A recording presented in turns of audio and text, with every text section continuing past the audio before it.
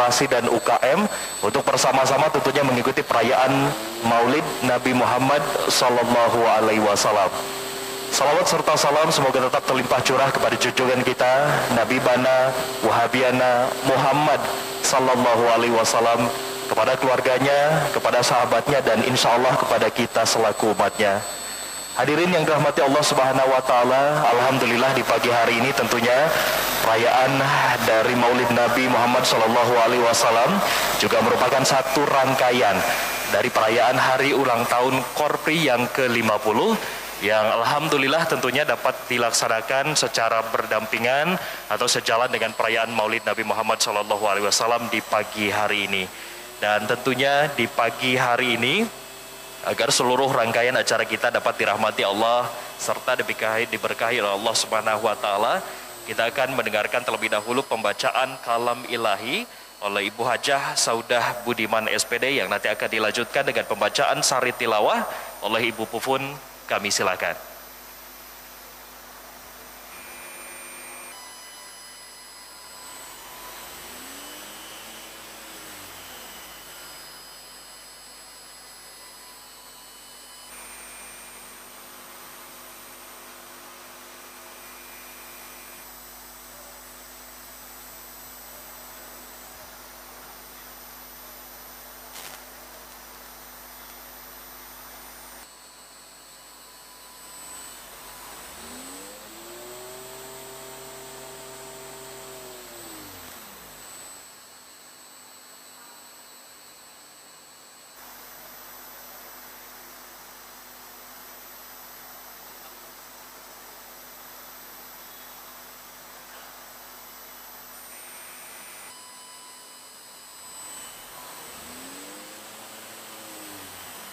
Assalamualaikum warahmatullahi wabarakatuh.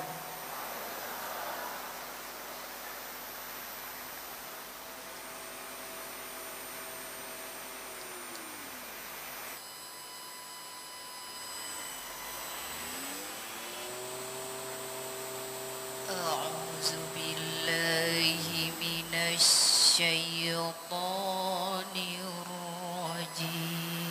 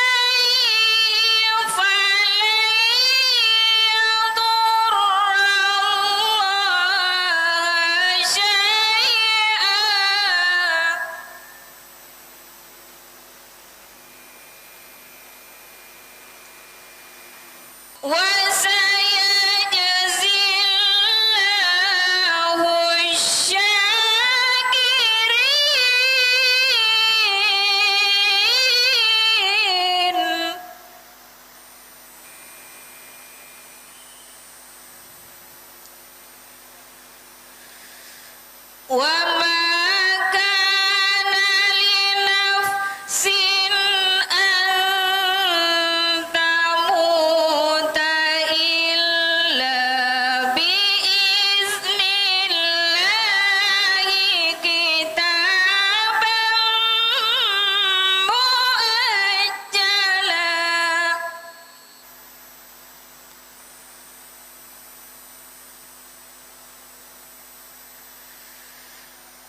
ومن يرد ثواب الدنيا نؤته منها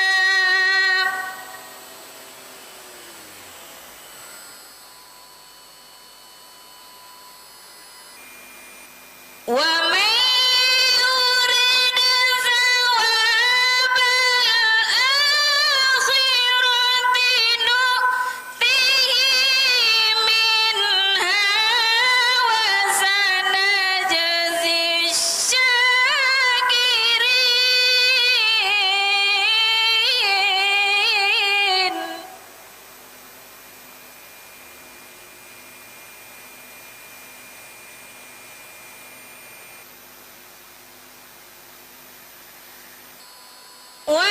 وكأين من نبي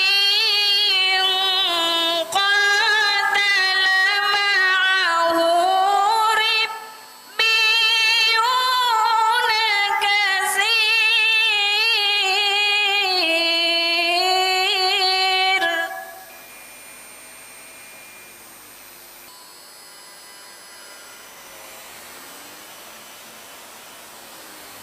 فما وهنوا لما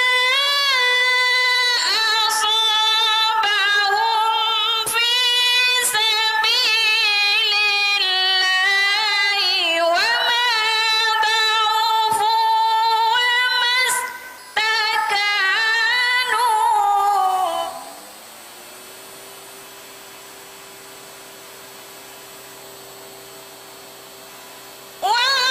والله يحب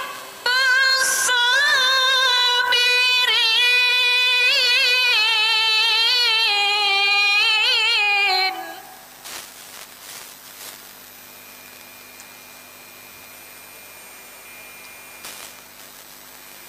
بسم الله الرحمن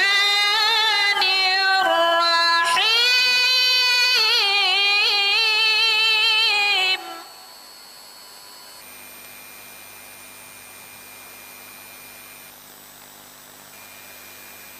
لقد كان لكم في رسول الله أسوة حسنة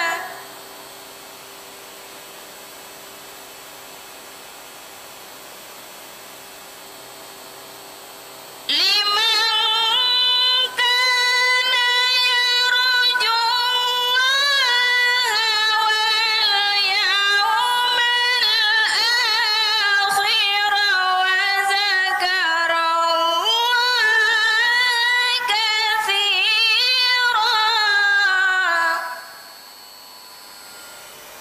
صدق الله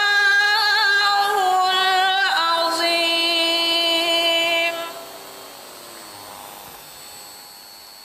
Aku berlindung kepada Allah dari godaan setan yang terkutuk dengan menyebut nama Allah yang Maha Pengasih lagi Maha Penyayang. Dan Muhammad hanyalah seorang Rasul. Sebelumnya telah berlalu beberapa Rasul. Apakah jika dia wafat atau dibunuh, kamu berbalik ke belakang atau murtad? Barang siapa berbalik ke belakang, maka dia tidak akan merugikan Allah sedikit pun. Allah akan memberikan balasan kepada orang-orang yang bersyukur. Dan apabila betapa banyak nabi yang berperang didampingi sejumlah besar dari pengikutnya yang bertakwa, mereka tidak menjadi lemah karena bencana yang menimpa di jalan Allah, tidak patah semangat dan tidak pula menyerah kepada musuh. Dan Allah mencintai orang-orang yang sabar.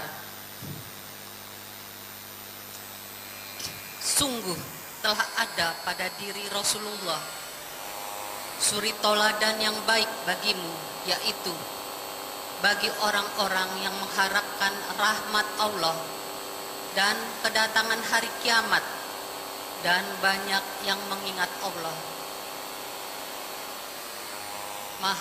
Maha benar Allah dengan segala firman-Nya. Assalamualaikum warahmatullahi wabarakatuh. Waalaikumsalam warahmatullahi wabarakatuh.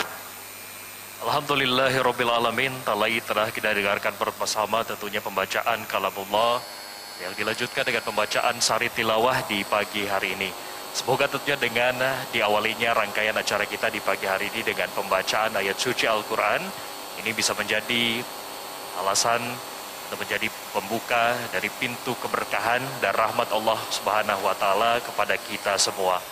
Baik hadirin yang dirahmati Allah Subhanahu wa Ta'ala, selanjutnya kita akan dengarkan bersama sambutan Ketua pelaksanaan kegiatan Maulid Nabi di pagi hari ini yang akan langsung disampaikan oleh Ketua DKM Masjid Al-Islah, Bapak Insinyur Haji Marsudi Raharjo. Kami silakan.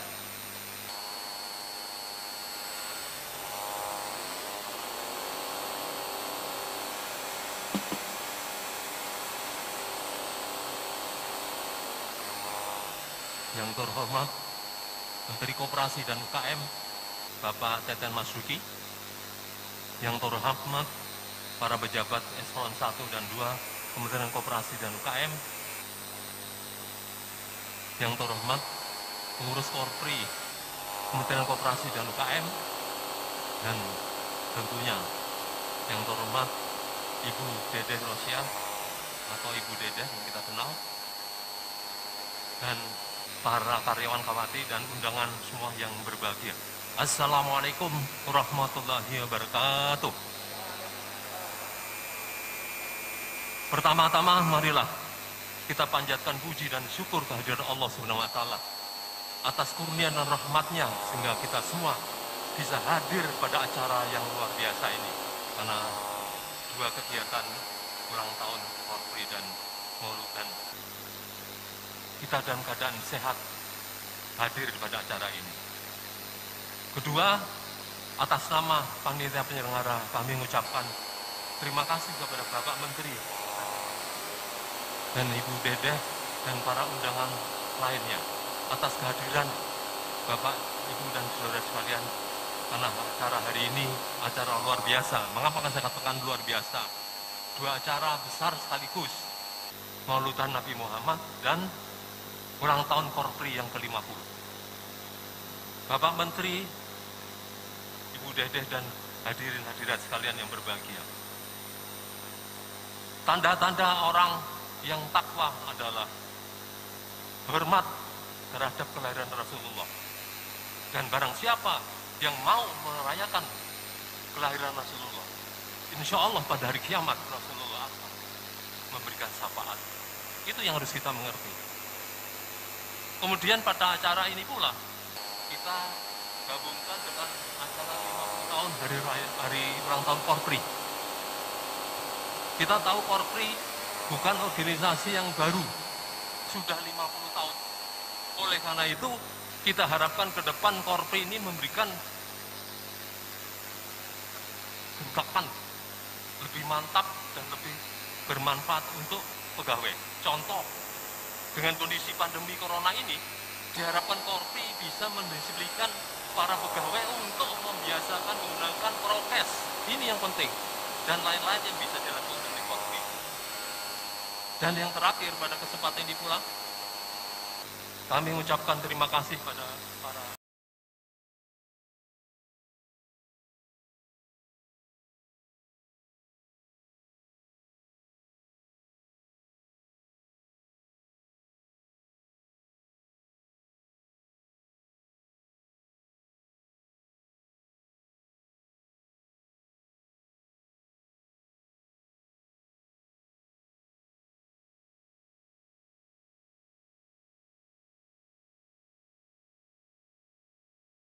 tentunya Maulid Nabi di Masjid Al-Islah di pagi hari ini.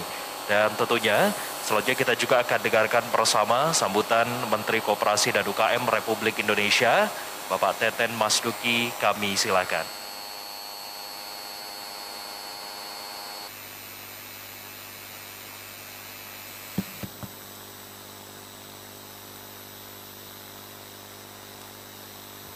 Bismillahirrahmanirrahim. Assalamualaikum warahmatullahi wabarakatuh. Salam sejahtera untuk kita semua.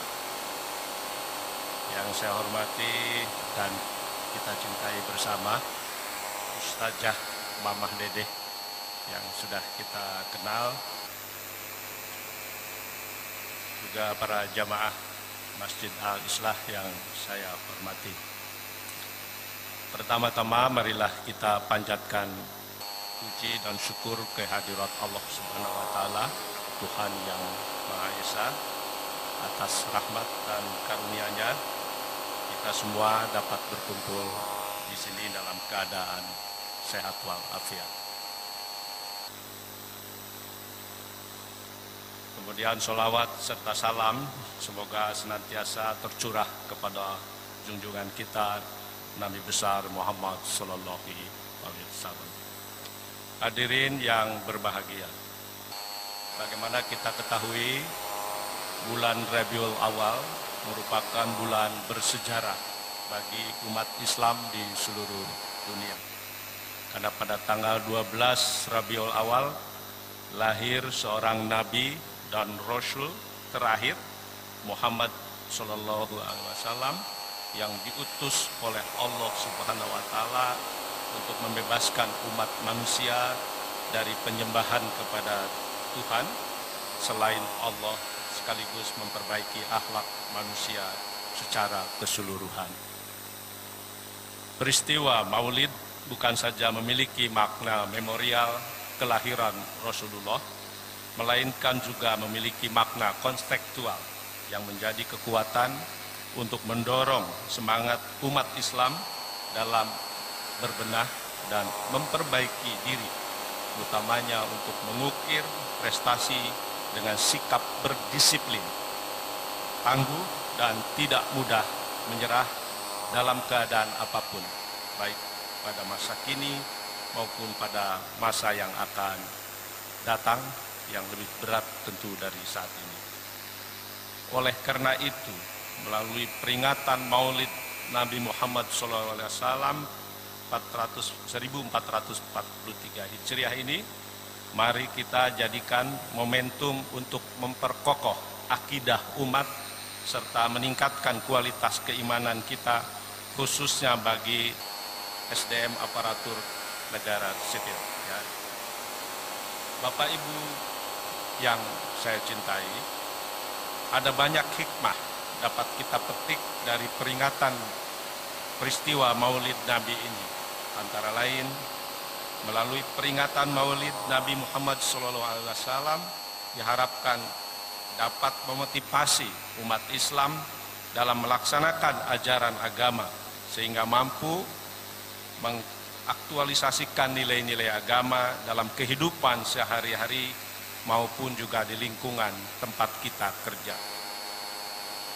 Memotivasi umat Islam agar dapat berpikir dan bertindak secara kritis dan rasional agar tidak terjebak dalam fanatisme sempit dan hanya mementingkan kelompok atau golongan sendiri. Meningkatkan keharmonisan serta mempersatukan umat dalam melaksanakan ibadah kepada Allah Subhanahu wa taala. Lalu meningkatkan kualitas keimanan dan ketakwaan umat yang diterapkan dalam hidup dan kehidupan beragama, bermasyarakat, dan berbangsa. Saya dalam berbagai kesempatan selalu mengingatkan bahwa kita di Kementerian Koperasi dan UMKM diberi amanat ya oleh negara, oleh masyarakat untuk mensejahterakan para pelaku UMKM yang merupakan bagian dari saudara-saudara kita. Jadi amanat ini saya kira perlu kita jabarkan dalam tindakan dan juga perilaku kita sehari-hari. Kita harus merasa bersyukur kita ditugaskan di Kementerian Koperasi dan UMKM karena kita ditugaskan mengurusi orang-orang kecil. Ya. Mengurusi orang-orang yang membutuhkan bantuan dan pikiran kita.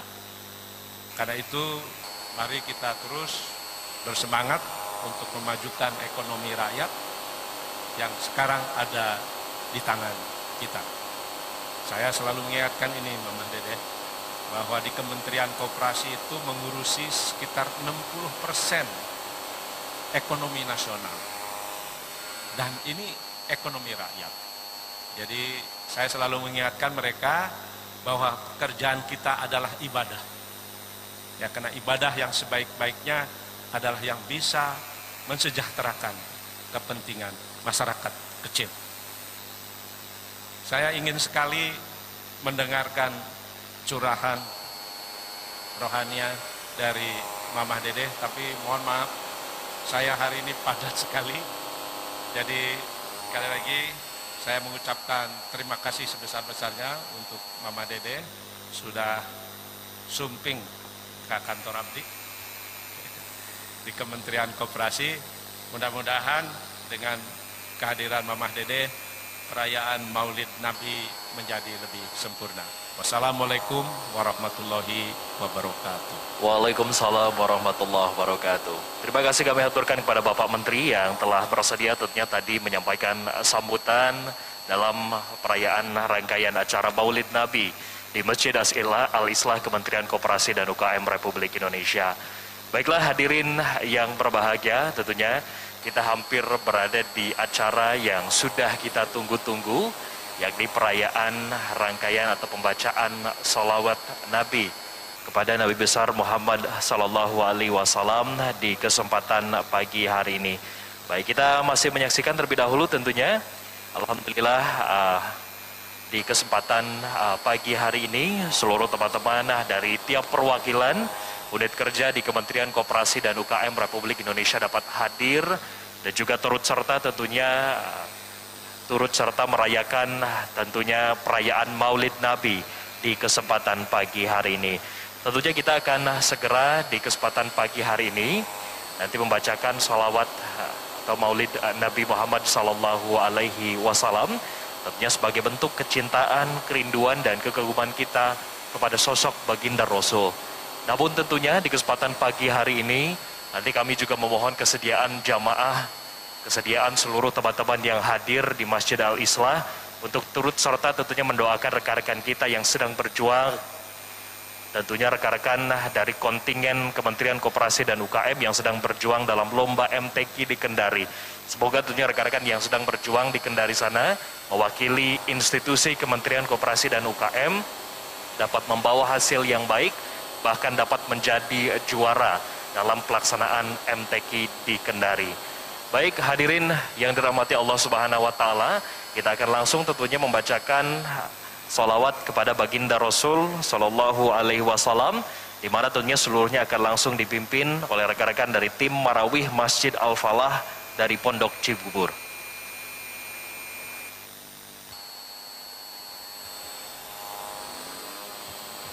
Assalamualaikum warahmatullahi wabarakatuh. Inna Allaha wa malaikatahu yusalluna 'alan nabi. Allahumma shalli wa sallim wa barik alaihi. Ya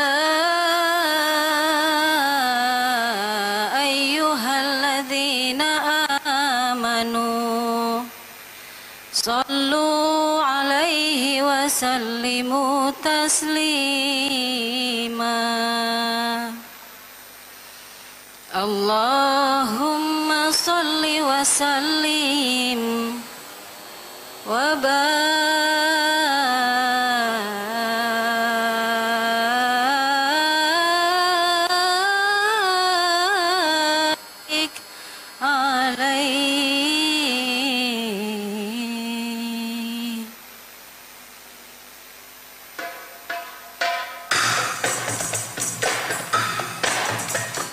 Ya Rabbi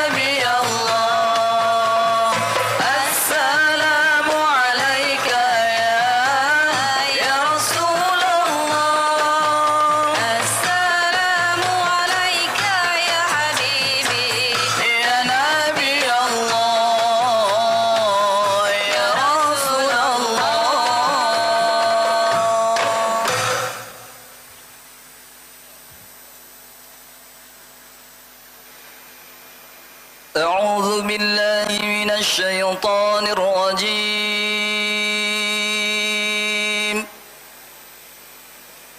بسم الله الرحمن الرحيم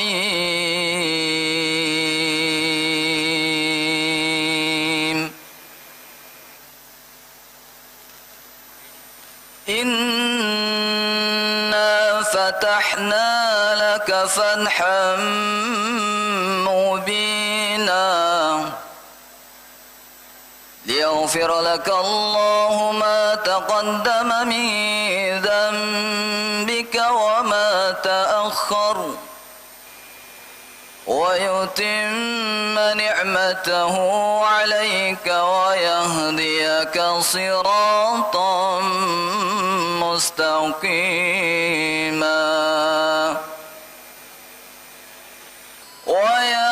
وينصرك الله نصرا عزيزا لقد جاءكم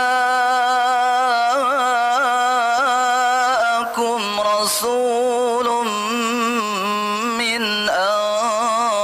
أنفسكم عزيز عليه ما عنتم حريص عليكم بالمؤمنين رؤوف رحيم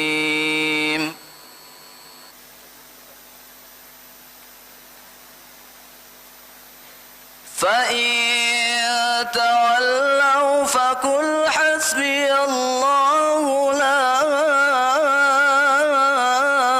إله إلا هو عليه توكلت وهو رب العرش العظيم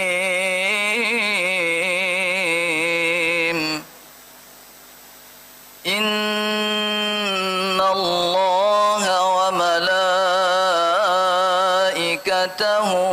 يصلون على النبي يا أيها الذين آمنوا صلوا عليه وسلموا تسليما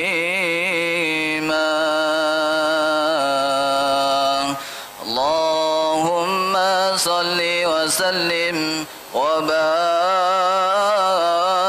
عليه وعلى آله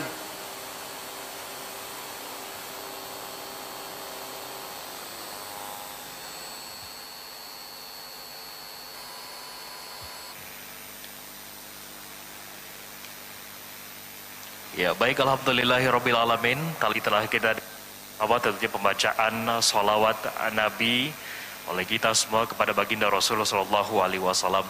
Semoga tentunya dengan tadi kita bersama-sama membacakan sholawat kepada baginda Rasul ini bisa menjadikan tentunya pemberian atau berikan keberkahan serta memberikan rahmat kepada kita selaku umatnya, dan insya Allah mendapatkan syafaat dari baginda Rasul di akhir zaman nanti. Baik hadirin yang dirahmati Allah Subhanahu wa taala, kita hampir sampai tentunya pada acara yang ditunggu-tunggu, yakni acara penyampaian keraman rohani. Alhamdulillah sudah hadir tentunya ada Ustaz Ibu Haji Mamah Dedeh di tengah-tengah kita. Mamah boleh mungkin kita maju dulu terlebih dahulu supaya mungkin bapak-bapaknya ingin lihat nih Mah dari tadi. Yang mana Mamah Dedeh itu Surya? Baik, kita akan langsung tentunya berikan kesempatan di kesempatan siang hari ini kepada Bapak nanti tentunya terkait ceramah rohani, tentunya mungkin terkait dengan tema kita di kesempatan pagi hari ini adalah jadikan ketauladan Nabi Muhammad SAW sebagai panduan dalam meningkatkan kinerja dan disiplin pegawai di Kementerian Koperasi dan UKM. Baik, kita akan langsung saja sambut tentunya kehadiran untuk bisa maju ke depan dengan bersama-sama memanjatkan takbir. Takbir. Takbir. Takbir. Kami persilahkan Mama.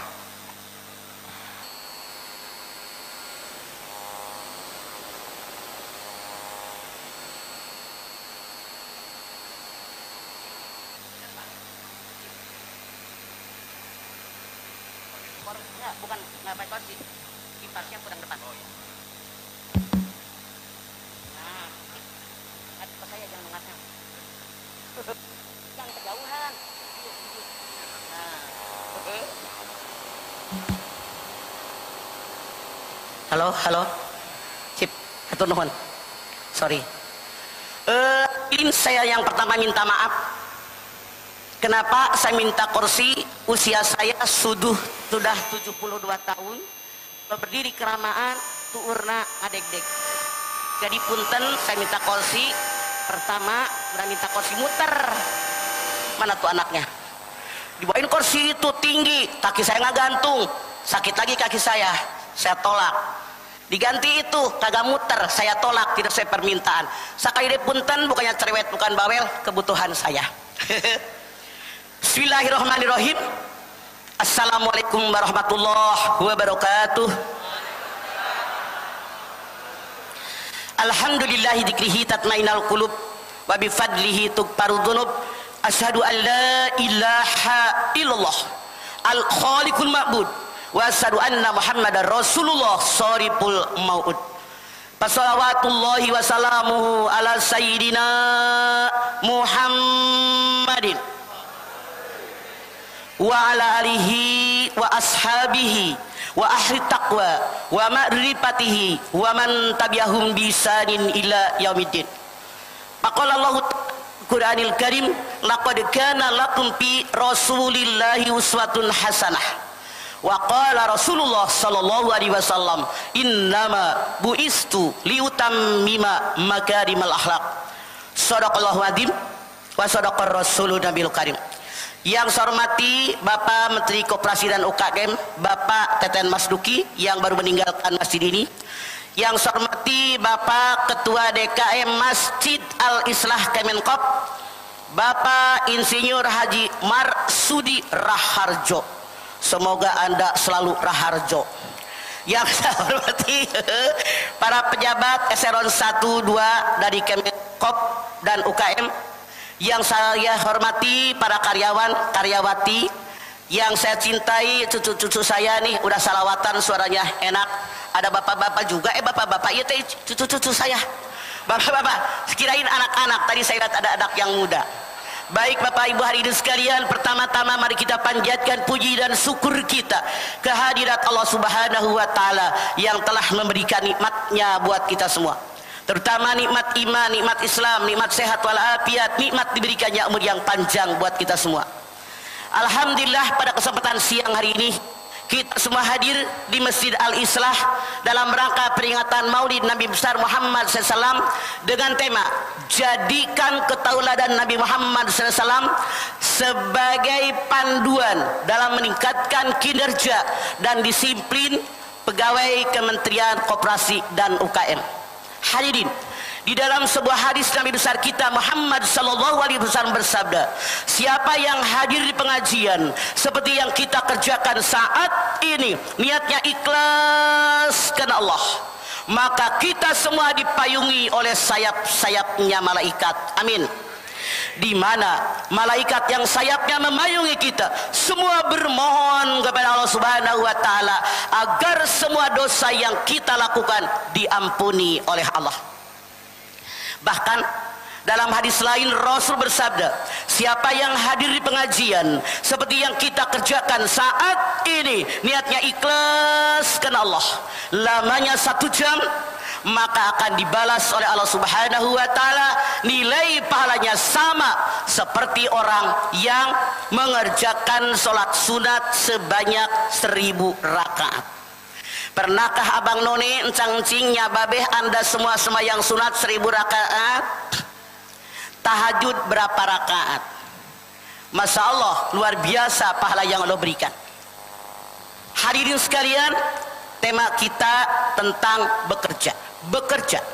Bekerja ini merupakan kewajiban bagi kita sebagai seorang muslim. Wajib bekerja, maksudnya apa? Kalau ada orang muslim, dia kuat, dia gagah, dia muda, sanggup bekerja, tapi dia tidak bekerja, hukumnya adalah haram. Kenapa manusia diperintahkan oleh Allah bekerja? Anda silakan lihat At-Taubah ayat 105. Wa qul ya'malu fasalakum warasul wal mu'minun, bekerja kalian. Allah, Rasulnya dan semua orang yang beriman akan menilai apa hasil pekerjaan kalian. Dari At-Taubah 105 sangat jelas buat kita, siapapun kita, selama kita beragama Islam, Allah Subhanahu wa Ta'ala yang menciptakan kita sebagai hambanya, memerintahkan kita bekerja. Setelah kita bekerja, hasil pekerjaan kita apa kata Allah? Allah, Rasulnya dan semua orang yang beriman pasti akan menilai pekerjaan kalian. Artinya, dalam Islam, dalam Al-Quran, di alam dunia ini, baik Anda laki-laki maupun Anda perempuan diperintahkan dan diwajibkan bekerja. Anda lihat kalimatnya, wa quli mal, bekerja kalian. Tidak Allah perintahkan bekerja laki-laki, tidak juga Allah perintahkan bekerja kaum perempuan, tapi bekerja kalian. Semua hamba Allah yang mengaku beragama Islam dalam ayat ini diperintahkan bekerja. Dengan kita bekerja, kita bisa memenuhi kebutuhan hidup sehari-hari. Tidak munafik. Dalam kita mengarungi hidup dan kehidupan, kita butuh dana, butuh biaya, butuh uang. Dari mana datangnya? Dari pekerjaan. Apa yang nggak beli sekarang? Makanan, minuman, rumah, motor, mobil, pakaian, semuanya bayar. Pipis aja 2.000. Gak ada yang gratis, makanya bekerja. Oleh karena itu haram seandainya orang punya kemampuan, orang punya kekuatan, dia sehat walafiat, muda, segar, bugar, dia tidak bekerja, hukumnya adalah haram. Punten, yang namanya kita bekerja, kapan kita bekerja? Anda silakan lihat surat Al-Jumu'ah ayat 10. Faidza qudiyatis shalah fantasiru fil ardh wabtaghu min fadlillah wadhkurullaha katsiran la'allakum tuflihun. Kalau kalian selesai mengerjakan sholat, bertebaran kalian di seluruh permukaan bumi, carilah karunia dan keridhaan daripada Allah Subhanahu wa Ta'ala. Ingat kepada Allah dengan ingatan yang banyak, niscaya kalian jadi orang yang beruntung.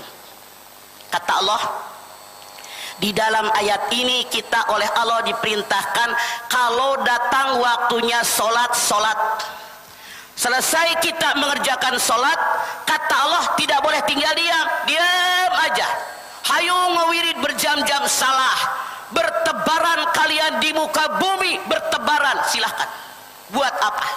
Mencari karunia dan keridhaan dari Allah. Namun kata Allah, dalam kalian bertebaran di muka bumi mencari karunia dari Allah, zakarullaha katsiran, ingat kepada Allah dengan ingatan yang banyak. Apa janji Allah? Kalau kalian dalam mengerjakan profesi kalian masing-masing selalu zikir kepada Allah, ingat kepada Allah, maka kalian pasti menjadi orang yang beruntung. Saya yakin Bapak Ibu hadirin sekalian, kita pengen jadi orang beruntung, tidak mau jadi orang yang merugi. Oleh karena itu, kalau kita mengaku beragama Islam, mengaku orang yang beriman, maka tiap datang sholat, kerjakan oleh kita sholat. Selesai sholat, jangan buang-buang waktu, langsung bertebaran di muka bumi. Kerjakan kerjaan kita sesuai profesi kita masing-masing. Karena kita ditakdirkan oleh Allah punya kepandaian masing-masing, punya potensi yang berbeda satu dengan yang lain, yang semuanya ditakdirkan oleh Allah Subhanahu wa Ta'ala. Saya ambil contoh. Karena Anda sebagai pegawai, karyawan, karyawati, datang waktu sembahyang lohor, kerjakan oleh Anda sembahyang lohor. Habis sembahyang, kerjaan Anda yang belum kelar, terusin. Kalau saya, nenek-nenek hanya ibu rumah tangga. Kalau habis sholat, kata Allah, kerjaan ibu rumah tangga yang belum kelar. Nyapu, ngepel, bebendah, sok, ngelapan lemari. Kalau Anda seorang guru, seorang pengajar, waktunya sholat, habis sholat, kata Allah, silahkan lanjutkan profesi Anda ngajar.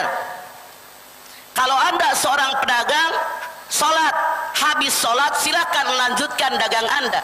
Namun Allah mengatakan zakarullaha katsiran, ingat kepada Allah dengan ingatan yang banyak. Apa maksud daripada ayat ini? Di dalam kita mengerjakan profesi apapun yang ada dalam diri kita, yang dikerjakan oleh kita, semua pekerjaan berpikir Allah ridho enggak. Misalnya kita ini seorang pedagang, punten saya ini orang kampung. Kalau di kampung kan yang namanya gula, terigu, sagu, minyak itu udah ada di kiloin. Kalau kita katakan ini sekilo, ini setengah kilo, ini seperempat kilo, betul-betul timbangannya sesuai dengan apa yang kita katakan. Itulah yang Allah bilang zakarullah, ingat kepada Allah. Namun ternyata survei membuktikan begitu banyak pedagang yang dibilang terigu, gula, sagu, sakilo, ternyata misalnya 9 on atau 9 on setengah, artinya dia tidak zakarullah, tidak zikir kepada Allah, dan mereka pasti oleh Allah diancam dengan kerugian, rugi di alam dunia maupun di alam akhirat. Hadirin sekalian, Masya Allah luar biasa. Kita ini laki-laki maupun perempuan oleh Allah Subhanahu wa Ta'ala diperintahkan bekerja. Bu, Anda silahkan lihat Al-Baqarah 158. Inna sopa wal marwata min sa'irillah, dan seterusnya. Saya yakin Anda sudah hafal semua, bolak-balik ke Mekah, bolak-balik haji, bolak-balik umroh. Apa kata Allah? Anda lihat sejarahnya. 3.600 tahun yang lampau, Siti Hajar suaminya pergi ke Palestina menyebarluaskan agama atas perintah Allah Subhanahu wa Ta'ala. Dia punya bayi yang bernama Ismail, air susunya kering, perbekalan minum sudah habis, dianya haus, anaknya haus. Perempuan yang bernama Siti Hajar tidak tinggal diam, lari ke Sofa mencari air, gagal. Bangkit, lari ke Marwa mencari air, gagal. 7 kali gagal, 7 kali bangkit. Apa ayat ini maksudnya? Baik hadirin, dalam ayat ini Allah perintahkan baik kita laki-laki maupun perempuan di alam dunia wajib bekerja dan berusaha. Anda lihat, kalau kita tawaf, ini gambaran kehidupan di alam akhirat. Seluruh makhluk, seluruh manusia jalan menuju satu titik, libtigo imardotillah, mengharapkan ridhonya Allah. Ini kalau kita tawaf. Kalau sa'i, gambaran kehidupan di alam dunia, bahwa kita hidup di alam dunia, baik Anda laki-laki maupun Anda perempuan, kata Allah wajib bekerja. Namun bekerja di alam dunia, kata Allah inna sofa wal marwah, dimulai dari Sofa, diakhiri di Marwah. Apa arti Sofa? Sofa adalah ketegaran jiwa, Sofa kesucian hati. Artinya hadirin, Bapak Ibu sekalian, di alam dunia kita bekerja, kita berusaha, maka kita wajib dengan jiwa yang tegar. Orang bisa, saya harus bisa. Jangan sekali keluar kalimat Allah, dia kan modalnya gede, saya nggak punya modal. Modal gede, kalau otak nggak jalan, usaha nggak bakalan jalan. Anda yang ngurusin UKM. Tadi Pak Menteri mengatakan 60% yang namanya usaha, yang namanya rezeki, Masya Allah 60% diurus di kementerian ini. Oleh karena itu Allah menekankan buat kita bekerja di alam dunia dimulai Sofa, ketegaran jiwa. Orang bisa, saya harus bisa. Jangan berkeluh kesah, terang aja dia sama surat saktinya ada. Kerja nggak pakai surat sakti, surat RT aja belum tentu berlaku.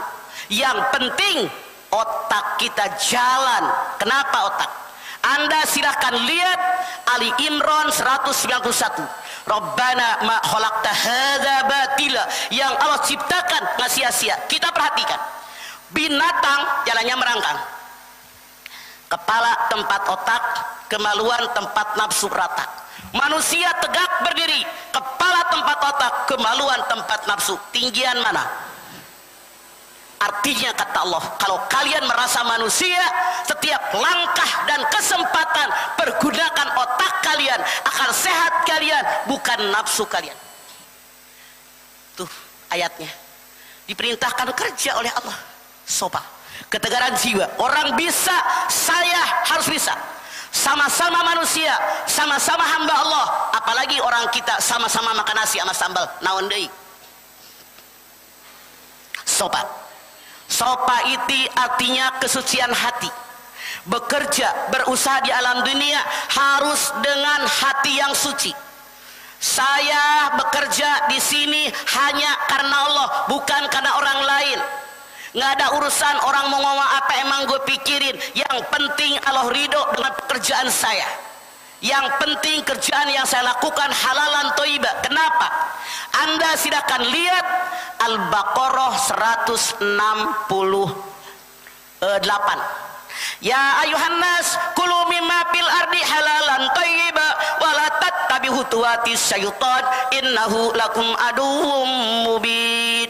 Hei manusia, bukan hanya orang beriman yang dihimbau oleh Allah, tapi kita manusia. Apa kata Allah?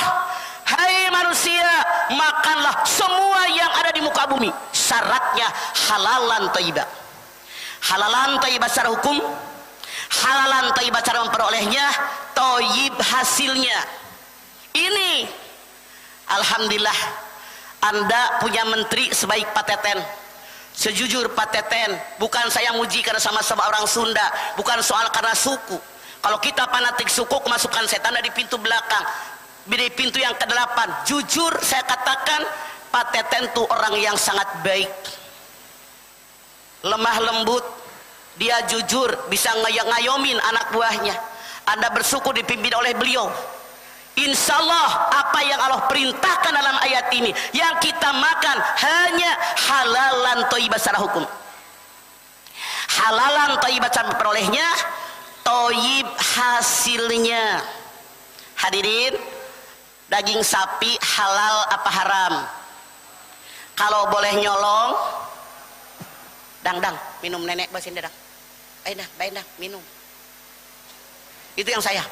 Anda lihat, puntennya ini ngaranna ge punten. Lari.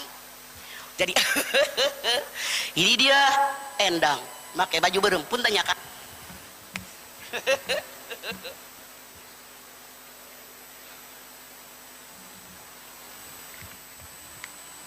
Anda sekarang lihat, ya ayuhan nas kulu mimma fil ardi halalan thayyiba wa la tattabi'u khutuwatis syaitan innahu lakum aduwwum.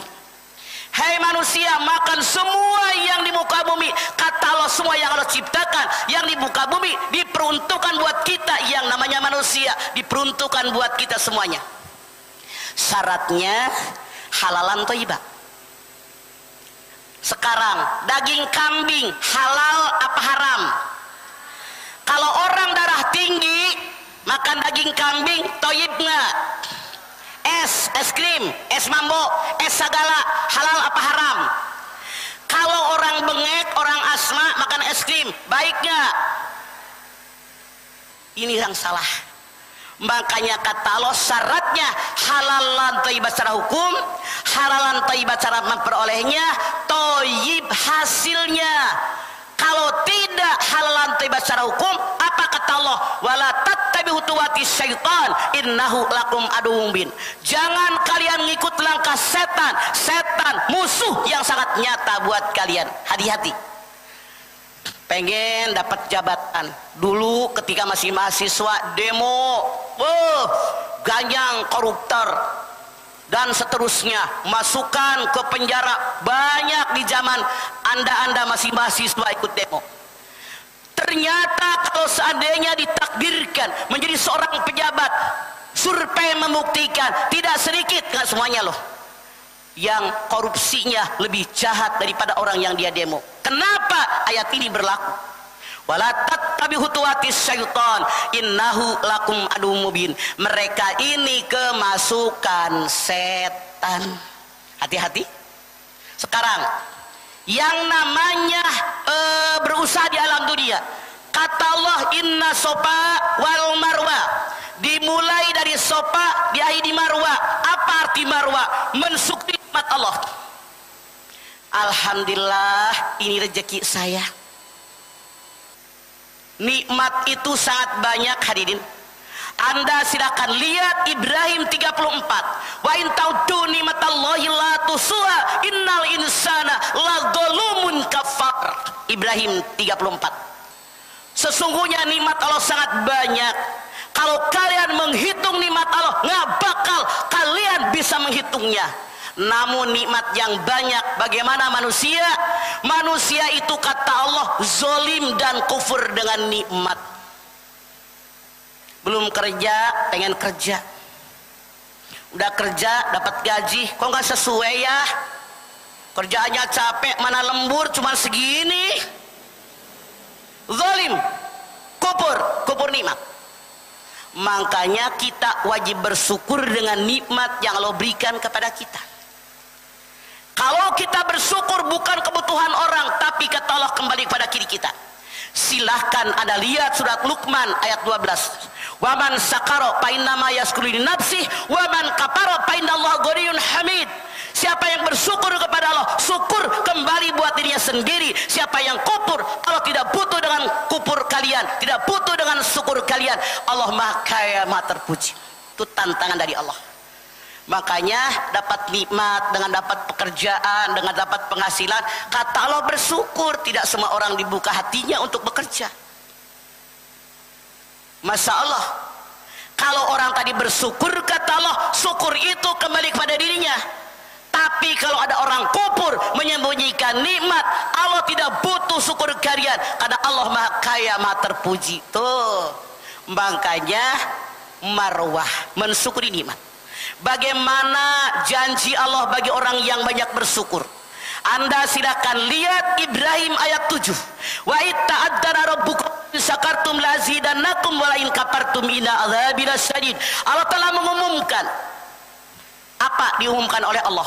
Siapa yang bersyukur dengan nikmat Allah akan dilipat gandakan nikmat yang diberikan kepada kalian. Siapa yang kufur dengan nikmat Allah, nauzubillah, azabku sangat pedih.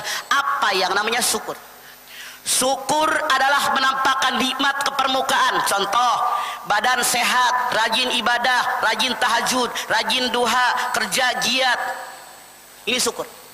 Contoh, rezeki ada, rajin sedekah, keluarkan zakat. Sedekah tidak boleh sedikit-sedikit, rezeki dari Allah aja tidak terhitung, latusuha.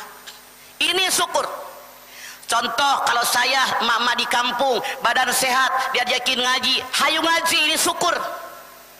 Contoh, Anda punya uang, ada tromo lewat, buat fakir, buat miskin, buat yatim, buat talim, nih uangnya, itu syukur.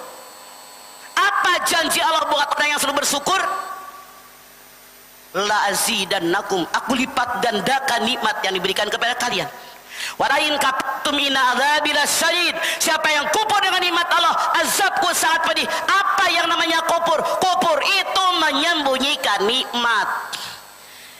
Badan sehat, misalnya diajak ngaji, enggak, puyeng pala. Giliran sholat, ntar nyarari awak, para regel. Padahal mah jajan bisa, ke kantin bisa, ke mall bisa, jalan-jalan bisa. Giliran sholat, ini kufur. Duit ada, giliran ada tromo lewat, buat yatim, buat miskin, buat fakir, buat kaum doa apa, ngobek tasnya lama, padahal di tas ada duit peceng, goban, noban, ceban, goceng, noceng, ceceng, gope, cepek, gotun, ngerti tuh? Di tas duit Anda ratusan ribu ada, 50 ribuan ayah, 20 ribuan ayah, 10 ribuan ayah, 5 ribuan ayah, 2 ribuan ayah, 1 ribuan ayah, buat yatim, ngobek tasnya lama, yang dikeluarkan sabaraha. Tuh. Padahal kalau berdoa, ya Allah minta rezeki yang banyak, ya Allah minta umur yang panjang, sedekah paling kecil, nggak tahu malu sama Allah, dia tidak bersyukur. Padahal rezeki dalam genggaman kita, hakikatnya milik Allah, cuman dititipkan sama kita. Hati-hati. Ini kata Allah. Makanya kalau bekerja, kata Allah, inna sofa wal marwah. Apa arti marwah yang tadi? Yang pertama, marwah itu artinya syukur. Arti marwah yang kedua, hargai orang lain. Masya Allah, Jangan sombong hidup di dunia siapa kita. Hargai orang lain. Anda lihat Al-Hujurat ayat 13. Ya ayuhan nas, inna khalaqnakum min dzakari wa unsa wa ja'alnakum shu'uban wa qabaila lita'arafu inna akramakum indallahi atqakum. Hei manusia, kalian aku ciptakan asalnya dari laki-laki dari perempuan. Kalian aku jadikan ber-RT, ber-RW, bersuku, berbangsa, bernegara untuk saling kenal mengenal, bukan untuk saling menyombongkan diri. Yang paling mulia di mata Allah adalah orang takwa. Tuh, orang yang bekerja karena Allah, kata Allah, pasti menghargai orang lain, tidak merasa gue gitu loh. Itu kesombongan. Allah Subhanahu wa ta'ala berfirman dalam hadis qudsi, kata Allah, sombong adalah selendangku. Siapa yang mengenakan selendangku, dia memusuhiku. Apa yang disombongkan? Kita bukan siapa-siapa, kita bukan apa-apa, tidak bisa apa-apa tanpa kudrat iradatnya Allah. Apa yang dibanggakan? Bangga dengan kekayaan punya Allah, bangga dengan kecantikan. Usia berapa Anda cantik? 20, 25, 30, 35, 40, 72, ngeok. Dulu tahun 70 Pak, primadona kampus. Dulu. Masya Allah, luar biasa. Apa yang dibanggakan? Pangkat jabatan, setinggi jabatan orang pensiun. Kenapa sombong jadi pejabat? Yang saya aneh di masyarakat kita, suaminya yang pejabat, yang belagu bininya. Sorry lo ya, aku gak pernah nyindir, yang tersindir mikir. Apa yang dibanggakan? Gak ada yang dibanggakan. Mati, rumah gak dibawa, jabatan gak dibawa, suami ganteng, istri cantik gak dibawa, Masya Allah. Mobil mewah gak dibawa, gelang yang sampai ketek gak dibawa, amalan doang. Ngapain sombong jadi orang? Makanya kata Allah, yang paling mulia di mata Allah adalah orang takwa. Jangan jadi orang sombong. Saya kerja di sini, saya gaji segini. Salah, itu rezeki dari Allah dititipkan sama kita. Anda silahkan lihat dalam surat Luqman 18, wala tusairu haddaka lindas wala tamsi fil ardi maraha innallaha la yuhibbu kulla muttalin fahur. Jangan melengos kalau ketemu orang karena sombong, merasa saya punya kelebihan. Jangan congkak berjalan di muka bumi. Allah tidak suka dengan orang sombong dan bangga diri. Tidak ada yang layak kita banggakan, kata Allah. Ketemu orang melengos, siapa dia? Mas Tap, aku dong. Anda lihat ayatnya. Anda lihat lagi surat Bani Israil 37. Wala tamsi fil ardi maraha innaka lan tahriqal arda wa lan tablugul jibala tula. Jangan kalian congkak berjalan di muka bumi. Sehebat bagaimanapun yang namanya manusia, tidak akan bisa menembus bumi, tidak akan bisa mengalahkan gunung. Ada orang tinggi gede, gagah perkasa, kekayaannya banyak, daya tariknya luar biasa, wibawanya hebat, kekuasaannya luas, kemudian jabatannya tinggi. Kata Allah, sehebat bagaimanapun yang namanya manusia, tidak bakal bisa membuat lubang di bumi tanpa alat. Apa yang dibanggakan? Punten ya kalau campur sama Betawi. Saya orang Ciamis, suami saya Robert, rombongan Betawi. Tah, suami saya teh ini keluarganya Kongni, Baitul Mugni nih, Masjid Mugni, jadi cucunya Kongni, jadi punten. Kalau saya campur ngomong bahasa Betawi, bukannya kagak sopan, punten, saya mah orang kampungnya, ini mah orang kantor, orang hebat. Punten, nih. Anda sekarang lihat lagi. Kalau ada orang sombong, Allah paling tidak suka. Bagaimana ancaman Allah bagi orang sombong? Anda lihat An-Nahl 29. Padhulu abwaba jahannama khalidina fiha fala bisa maswal mutakabbirin. Masuklah kamu neraka jahanam, kamu kekal selama-lamanya. Seburuk-buruk tempat, kemari tempat orang sombong. Saya yakin kita tidak mau masuk neraka jahanam. Jangan sombong. Makanya bekerja itu inna sofa wal marwah. Marwah itu yang ketiga, artinya memaafkan kesalahan orang. Kenapa? Kita ini manusia biasa. Yang Rasul mengatakan al-insan maluhatu manisyan, manusia tempatnya salah dan lupa. Sehebat bagaimanapun manusia, seterkenal bagaimanapun manusia, setinggi bagaimanapun jabatan, pangkat, kekuasaan, wilayah yang dikuasai, kata Allah, mereka pasti punya kekurangan. Ketika Allah Subhanahu wa taala menciptakan malaikat, Allah ciptakan manusia sengaja. Oleh Allah kita manusia diberikan kekurangan dan rasa lupa. Kenapa? Karena Allah Subhanahu wa taala sangat menyukai rintihan hamba yang bertaubat di siang hari bagi yang berdosa di malam hari. Allah Subhanahu wa taala sangat suka mendengar rintihan seorang hamba di siang hari bagi yang berdosa di malam hari, yang bertobat di malam hari bagi yang berdosa di siang hari. Bahkan Rasul bersabda, seandainya manusia sirna dari alam dunia, pasti Allah ciptakan makhluk yang lain yang bisa berbuat salah dan lupa. Namun jangan kita bela diri. Kalau berbuat salah, kalau berbuat lupa, wajar dong. Saya ini kan manusia, berbuat salah. Tidak. Dengan kita ngaji, dengan kita baca Quran dan seterusnya, mendekatkan diri kepada agama, insya Allah meminimalisir kesalahan dan kekurangan kita. Kenapa dengan hadis Nabi dan Quran? Rasul bersabda, taraktu fikum amrayni lan tadillu ma tamassaktum bihima, kitaballah wa sunnatun nabiyyin. Dua perkara yang aku tinggalkan buat kalian. Kalau kalian berpegang dengan dua perkara, hidup kalian pasti selamat dunia sampai akhirat. Mana yang dua perkara? Al-Quran dan sunnah Rasul. Itulah kenapa kalau kita beribadah, ruh ibadah ada dua. Yang pertama ikhlas karena Allah. Anda lihat Al-Bayyinah ayat 5, wa ma umiru illa liya'budullaha mukhlishina lahu dinahu hunafa. Tidak aku perintahkan kalian dalam ibadah kecuali kalian memurnikan ketaatan hanya kepada Allah. Harus ikhlas karena Allah. Dua, ruh ibadah itu ittiba, sesuai yang Rasul ajarkan. Kenapa? Karena yang diberikan wahyu oleh Allah hanya Nabi besar kita Muhammad SAW. Walaupun bapak-bapak namanya Wahyudi, dapat wahyu nggak?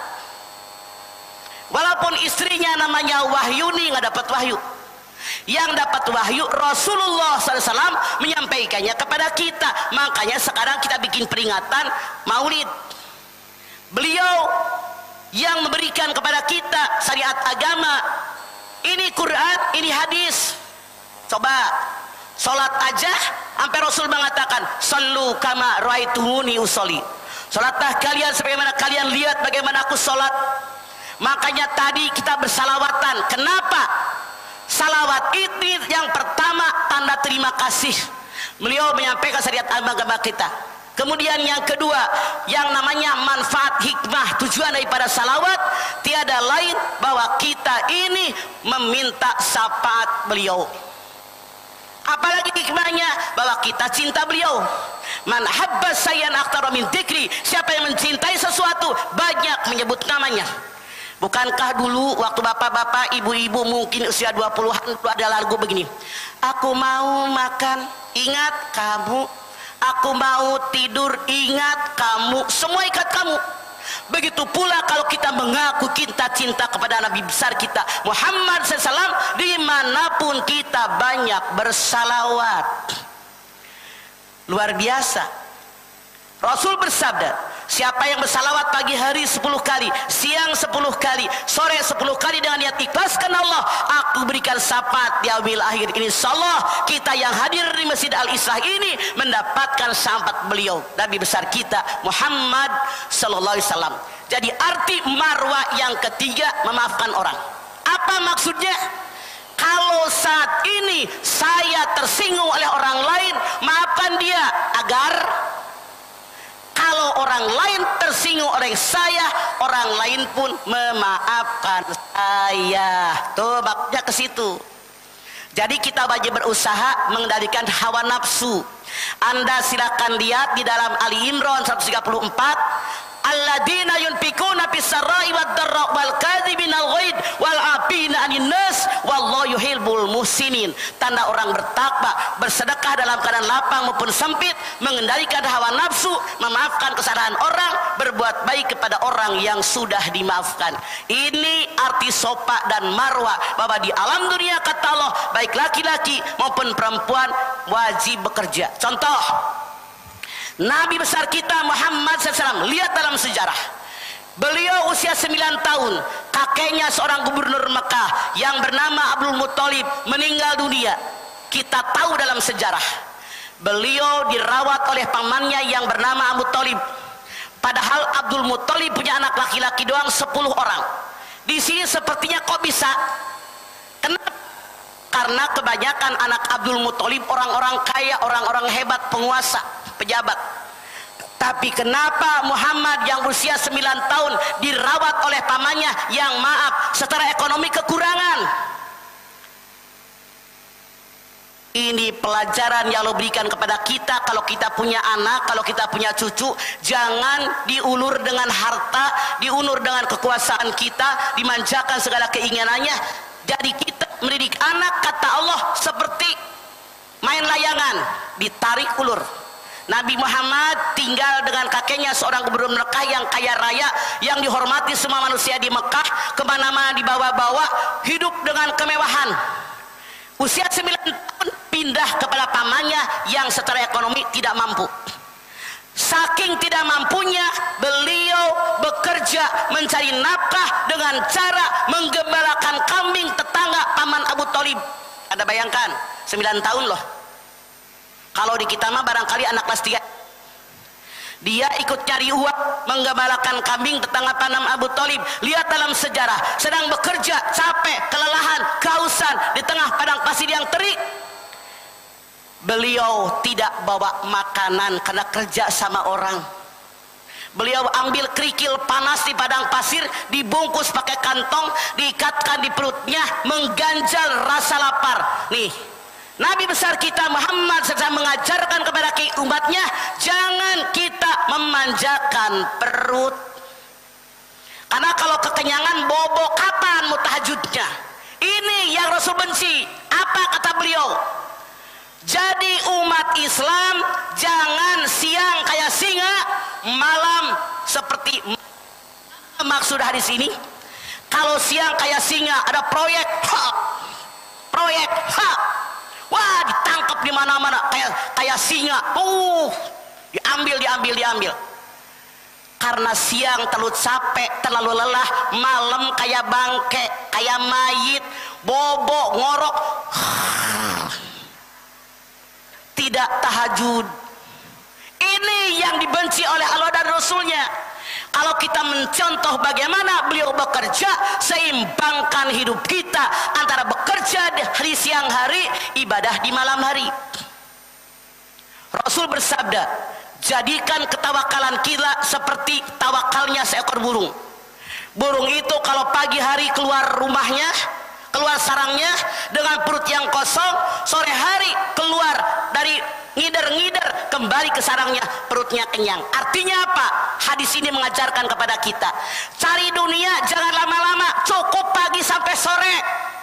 Ini mengejar proyek sampai sekian puluh jam, sholat hente, maghrib, isya, subuh bobo. Kapan ibadahnya? Ujug-ujug jumlah umur nambah. Hadirin, rasanya begitu cepat waktu berlalu. Saya tidak melihat orang lain. Saya merasa belum lama saya ini kuliah, nikah, punya anak.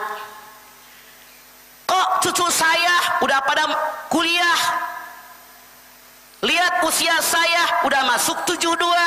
Betapa cepatnya waktu berlalu. Setiap hari kita melangkah, jumlah umur nambah, jatah umur berkurang, langkah ke kubur semakin dekat. Tanya sekarang sama diri kita, apakah saya mengaku sebagai umat Islam sudahkah mengerjakan perintah Allah, mengerjakan perintah Rasulnya? Sudahkah meninggalkan yang Allah larang, meninggalkan yang Rasulnya larang? Sudahkah mengikuti jejak Rasul dalam kita bekerja apa belum? Rasul itu mengajarkan kepada kita dan Allah mengajarkan kepada kita, tidak boleh buang waktu. Tadi Al-Jumu'ah ayat 10.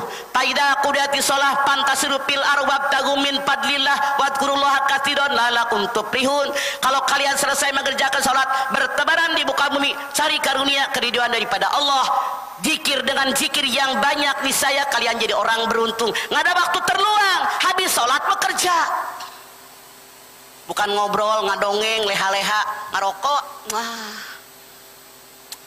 itu nggak ada Rasul mah tuh. Kalau mencontoh beliau mah, kita lihat lagi Allah berfirman, "Fa inna ma'al usri yusra, inna ma'al usri yusra, fa idza faragta fansab wa ila rabbika farghab." Setelah kesulitan ada kesenangan, setelah kesulitan ada kesenangan. Siapa orang yang bekerja, satu selesai pekerjaan melanjutkan dengan pekerjaan yang lain dengan sungguh-sungguh, tuh nggak ada waktu terbuang. Kalau kita mengikuti yang Rasul ajarkan, nggak ada terbuang. Saya bukan sotoy, insya Allah saya mengikuti jadwal saya sangat padat, jam sekian, jam sekian, jam sekian. Masya Allah, jam 9 sampai. Jangan buang waktu, biasakan waktu sampai datang hari kiamat akan kembali. Waktu manfaatkan sebaik-baiknya. Kalau saya ibaratkan, waktu itu ibaratnya air. Contoh, air lewatin kampung, lewatin kota, lewatin desa. Kalau orang yang kelewatan air tadi memanfaatkan air buat nyuci pakaian, nyuci mobil, nyuci motor, ngepel, nyiram pohon, Masya Allah. Begitu air lewat, alhamdulillah, mobil bersih, motor bersih, rumah bersih, pakaian bersih, pohonan seger. Berbeda kalau orang yang tidak menghargai waktu, tidak mengikuti yang Rasul dan Allah ajarkan kepada kita. Air lewat, diam aja, ngepel hente, nyuci mobil kagak, nyuci motor juga kagak, enggak, nyiram pohon enggak. Begitu air lewat, udah lewat. Ujung-ujung usia kita sudah semakin tua. Kadang-kadang kita tidak sadar dengan ini. Allahul ladzi khalaqakum min dhafin summa ja'ala min ba'di dhafin quwwah summa ja'ala min ba'di quwwatan dhafan wa saibah yakhluqu ma yasha. Ar-Rum 54. Allah ciptakan kalian manusia awalnya lemah, kuat, hebat. Lemah, berubah sesuai kehendak Allah. Apa yang kita banggakan? Kata Allah ciptakan kita awalnya begitu lahir ke alam dunia kagak bisa apa-apa.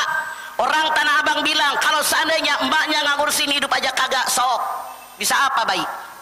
Bisa nangis doang, pipis nangis, pup nangis, lapar nangis, gigit nyamuk nangis. Itu yang dia bisa, hanya itu. Yang sedikit bisa tengkurap, nggak bisa celentang, tengkurap doang, uyek-uyekan tuh orok. 4 bulan, 5 bulan udah bisa celentang. 7 bulan bisa duduk, numbuh gigi. 10 bulan, 11 bulan bisa titah-titah.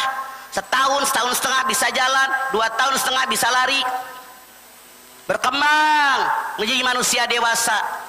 10, 20, 25, cantik, tampan, sarjana, kerja, punya penghasilan, gagah, perkasa, kekuasaan ada, duit banyak, yang menghormati banyak, wibawa luar biasa, makin hebat. Kata Allah, jangan lupa wasaibah, kalian berubah sesuai kehendak Allah. Sok hadirin, saya ngajak anda, apakah anda di rumah punya kaca?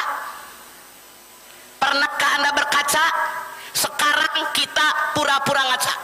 Yuk, lagi masih muda, pipi licin, nyamuk serodot, laler kepleset, apalagi kutu ngegelinding. Sok usia anda mulai 50. Berapa usia anda? Sok ngaca kisut. Ini ada SMS tadi Allah udah tuir loh. Sok rambut yang dulu hitam legam bergelombang, indah nian, tergerai seperti bunga mayang, sok dilihat sekarang. Aya naon? Uban. Ini SMS dari Allah, tua loh. Kita wajib menyadari, makanya bekerja, mengpeng kuat, mengpeng sehat. Sok. Dulu mata tajam. Di seberang sana di luar masjid kelihatan, mampir. Dengan usia saya 72 tuh, cuman kelihatan yang baju hejo, mukanya nggak kelihatan. Siwer di mata. Telinga, coba kalau muda masih seperti anda, segede-gede anak saya. Orang ngomong di telepon, ntar gue telepon balik gue lagi sibuk, nggak usah nanya, apal. Sok nih, Jangankan dari telepon, berhadapan orang ngajak ngobrol. Begitu dia jalan, kita nanya sama cucu kita, yang tadi ngomong sama nenek siapa? BOLOT. Ini ayat loh, tidak bisa. Makanya Rasul mengatakan semua penyakit ada obatnya kecuali penyakit tua. Sok dulu lagi muda, gigi kuat, rapi, berbaris seperti mutiara. Makan rujak kadongdong, rujak mangka mengkel, payak mengkel, bangkuang, petimun, gerauk. Saya dengan usia saya, jangankan mangga mengkel, jangankan yang namanya pepaya mengkel, sukro satu ngagorolong wae. Sok, padahal saya doyan sukro Kang. Masya Allah, tapi doyan gua mut dulu dah. Mau dibilang apa? Ini SMS dikirim oleh Allah. Contoh lagi biar Anda ngerti. Maaf punten, bukannya nggak jadi bebek berenang. Ini ayat saya punya kewajiban menyampaikan. Ketika Anda masih muda, hadirin, Anda masih muda seumur anak saya. Mari hadirin kita batuk 1, 2, 3. Tenang we. Sok lamun nini aki-aki diajak batuk 1, 2, 3 cerot di depan, pret di belakang, remnya udah dol semua, mau tidak mau survei membuktikan inilah yang terjadi. Apa yang kita banggakan dengan muda cantik, mempermuda, mempercantik, bekerja, bergerak, terus cari. Anda lihat Rasul pun bersabda, pintu rezeki ada 10, 9 diantaranya berniaga. Rasul aja pedagang, istrinya Siti Khadijah pedagang, Siti Aisyah juga pedagang, seorang ilmuwan yang hebat.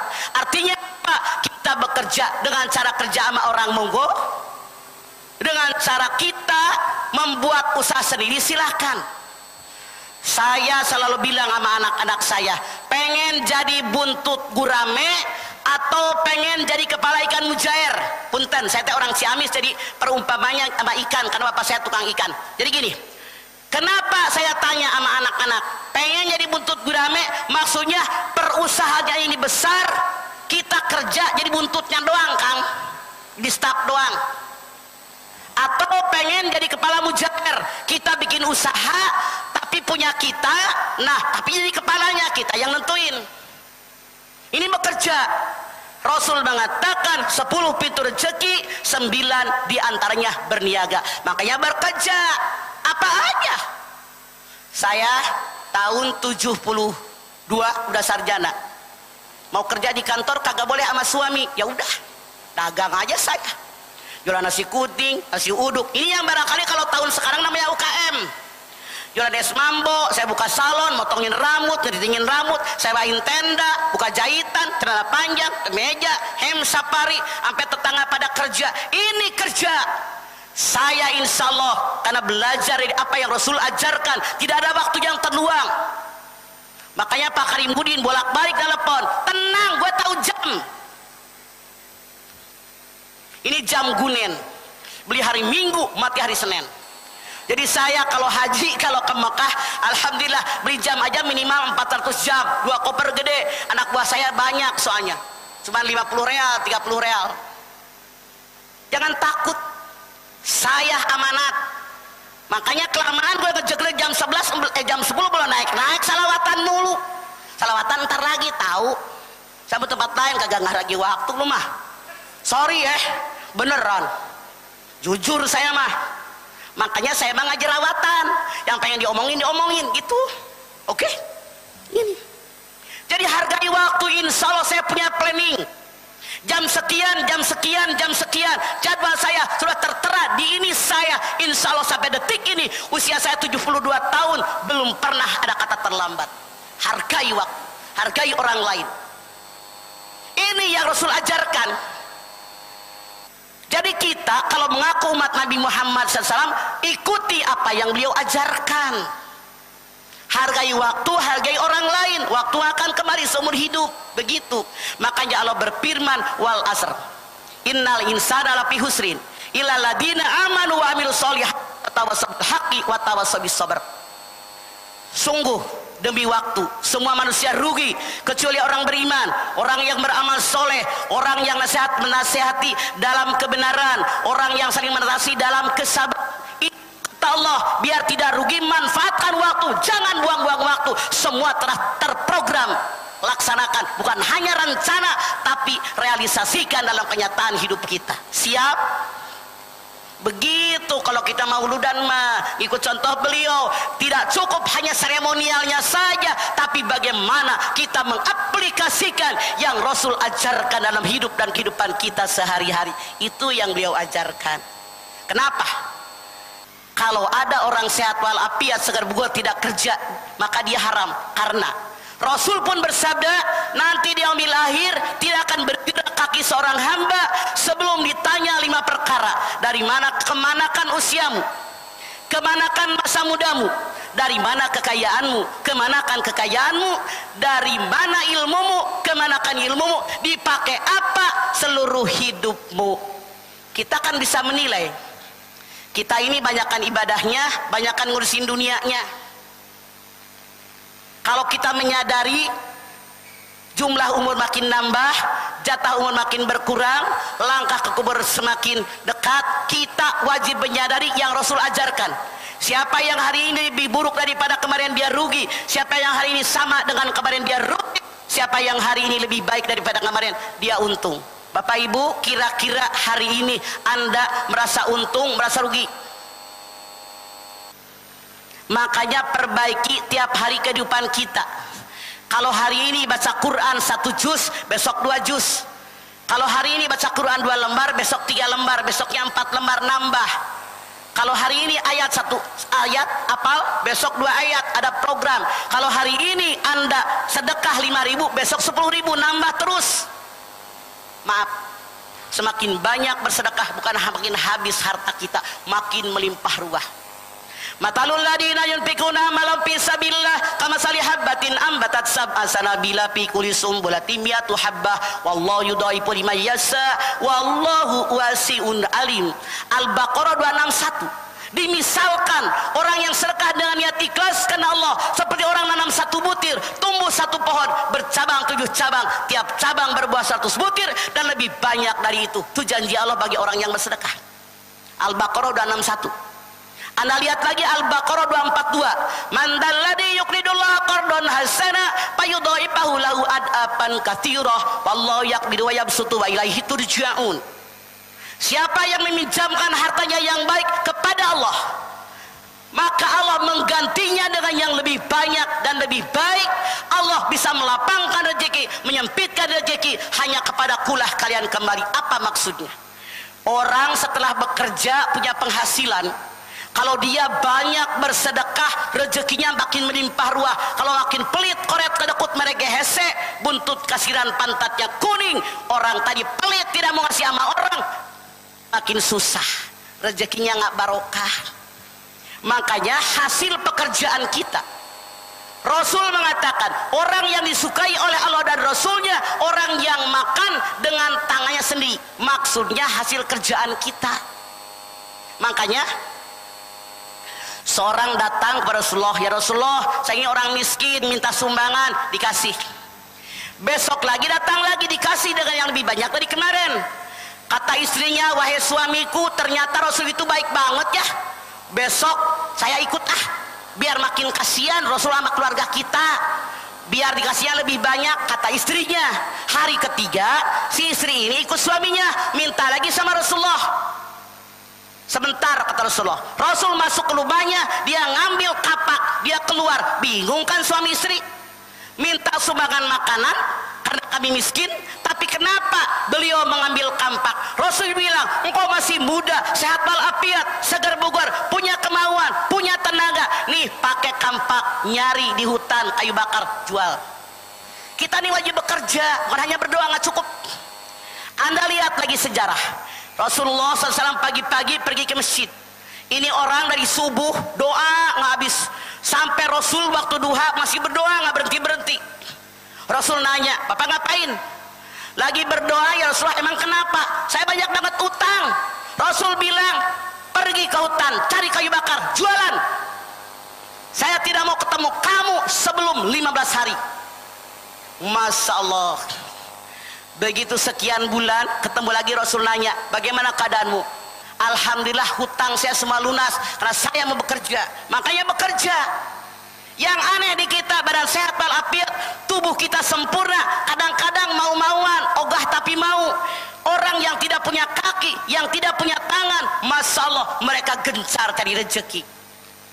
Masya Allah, ini yang kita harus melakukannya kalau kita mauludan. Aplikasikan dalam hidup. Rezeki itu sudah disiapkan oleh Allah. Memang orang hidup rezekinya dijamin. Anda lihat dalam Hud ayat 6. Fama min dabatin fil ardi illa 'ala Allahi rizquha wa ya'lamu mustaqarraha wa mustaudaha kullun fi kitabim mubin.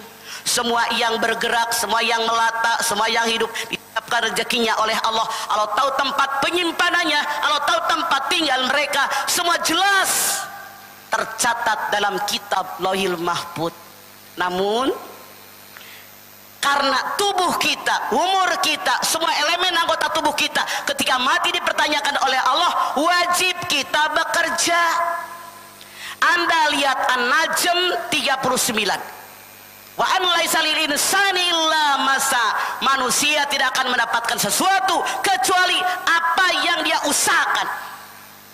Hasil yang kita peroleh tergantung usaha kita. Kalau orang tadi rezekinya lebih banyak, artinya usahanya lebih keras. Itu kata Rasulullah. Makanya jangan suka iri dengan rezeki orang. Wala tatamannau ma faddalallahu bihi ba'dakum 'ala ba'din lirrijali nasibum bimaktasabu walin nisa'i nasibum bimaktasabna. An-Nisa 32.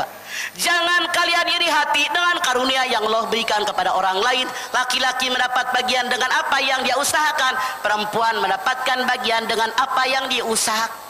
Itu kata Allah, An-Nisa 32. Laki-laki belajar yang pintar laki-laki, perempuan belajar yang pintar perempuan. Laki-laki bekerja dapat duit laki-laki, perempuan bekerja dapat duit perempuan. Laki-laki ibadah dapat pahala laki-laki, perempuan ibadah dapat pahala perempuan. Jangan kita berleha-leha, keburu mati, keburu sakit. Iktanim homsan qabla homsin. Segera raih yang 5 sebelum datang yang 5. Mempeng muda sebelum tua, mempeng sehat sebelum sakit, mempeng senggang sebelum sibuk, mempeng kaya sebelum miskin, mempeng hidup sebelum mati. Yuk kita ikut apa yang Allah dan Rasulnya ajarkan. Semoga kita bekerja, punya hasil. Jangan lupa berbagi dengan orang yang harus kita bagi. Baik hadirin, 1 jam saya berbicara. Kalau saya berbicara terus, silahkan pertanyaan Anda, bebas, mangga. Silakan. Wirelessnya mana, Kang? Pertanyaan bebas, mangga. Mana wirelessnya?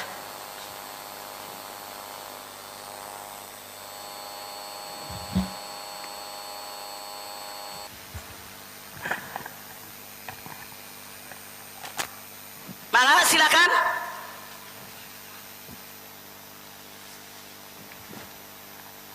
Biasanya kalau ceramah di tempat lain saya bawa kaki 3 sama odol sasa.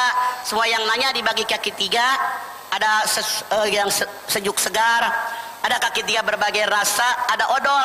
Cuman karena ini di kantor, saya nggak berani. Mangga, Kang. Assalamualaikum warahmatullahi wabarakatuh. Waalaikumsalam warahmatullahi wabarakatuh. Alhamdulillah nih mah baru bisa ketemu sama Mama Dede nih, bisa ketemu muka langsung gitu ya. Padahal sih Kerenan di TV, kerenan sekarang. ya keren yang aslinya dong. Dan rumahnya sama di Depok 1 juga ya Ma ya. Kutilang ya Ma. Oke Ma, ini saya ingin bertanya kepada Mama, bagaimana sih Ma cara kita sholat yang khusyuk, benar-benar tawadu karena lillahi ta'ala. Sedangkan kita sholat pertama itu kan harus takbiratul ihram, doa iftitah, ini wajah tuh. Jadi supaya sholat itu benar-benar diterima oleh Allah Subhanahu Wa Taala Ma. Oke Ma, terima kasih. Oke. Assalamualaikum warahmatullahi wabarakatuh. Waalaikumsalam. Anda lihat Al-Mu'minun ayat 1 ayat 2. Qad aflahal mu'minun alladzina hum fi sholatihim khashi'un. Sungguh berbahagia orang yang beriman. Siapa orang yang beriman yang berbahagia? Tandanya banyak. Yang pertama, kalau sholat khusyuk. Bapak ini bilang, kok sholat sudah ada khusyuk?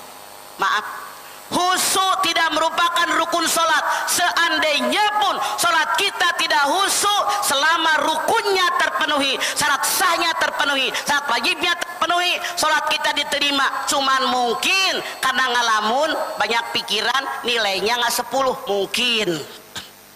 Bagaimanakah biar sholat kita khusyuk? Ada 3 pendapat ulama. Ulama pertama mengatakan biar sholat kita khusyuk pakai sajadah polos. Kenapa? Kalau pakai sajadah ada kembangna, ada gambar masjidna kieu lagi sholat teh. Kenapa ya tiang masjid yang kanan 6, yang kiri 4? Kacau kan? Kenapa kelopak bunga yang kiri 8, yang kanan 5? Makanya bapak-bapak kalau sholat Anda jangan pakai kaos yang gambarnya segala ayat, jangan pakai kaos yang tulisannya neko-neko zaman sekarang, pakai koko. Kalau Anda sholat di masjid pakai kaos yang gambarnya macam-macam, jamaah yang di belakang Anda kasihan baca tulisan kue cincin ganda sturi, udah hidup lu miskin nggak tahu diri, tuh jadi sholatnya kagak khusyuk. Makanya pakai sholat polos. 1, 2. Resep yang kedua, biar sholat kita khusyuk, mulut membaca bacaan sholat, hati menerjemahkan. Bapak Ibu, apakah Anda sudah tahu semua arti bacaan sholat? Ini tugas DKM Al-Islah. Pak, nengok sini Pak. Bapak bikin tulisan bacaan sholat, di bawah terjemahnya bagiin fotokopi ke jamaah. Oke? Apalin, bukan dibagiin dilipat di tas, ntar hilang. Kalau mulut membaca bacaan sholat, hati menerjemahkan, sholat kita insya Allah khusyuk. Titik. 3. Ulama yang ketiga mengatakan sholat kita biar khusyuk resepnya ada 4. Yang pertama, sebelum usoli ucapkan tauz dengan basmalah. Ketika datang waktu sholat dikumandangkanlah azan. Azan dikumandangkan, setan bisa lari terbirit-birit. Sejauh suara azan terdengar, azannya berhenti, setana balik deui, balik lagi ngenek meneh. Pak Mas Duki orang Jawa, jadi ngenek meneh bisa baru ngenek mah. Datang waktu sholat dikumandangkanlah ikomat dikumandangkan, setan bisa lari terbirit-birit. Sejauh suara ikomat terdengar, ikomatnya berhenti, setan balik lagi. Baca a'udzubillahi minasyaitonirrajim, bismillahirrahmanirrahim, baru usolli, lebih khusyuk. 2. Resep yang kedua biar sholat kita khusyuk, sholat yang kita kerjakan karena Allah, bukan paksaan orang, karena keinginan dari hati. Anda bertanya, emang ada orang yang dipaksa? Banyak. Buktinya banyak orang yang ngaku Islam tapi Islam KTP, sholat hente, ajan cuek. Ini contoh ibu-ibu, bapak-bapak punya anak misalnya, sholat yang ntar mama sholat, ntar tanggung. Teriakan kita orang tua, sholat tahu terlambat tuh, berjam berapa? Nih anak ke kamar mandi, apa dia wudhu? Belum tentu. Siapa tuh kecepak-kecepek, yang penting muka gua basah.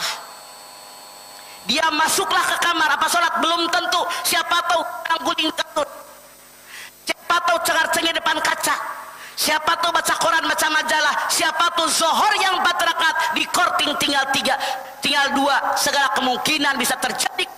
Sholat yang mereka kerjakan keterpaksaan. La ikraha fiddin.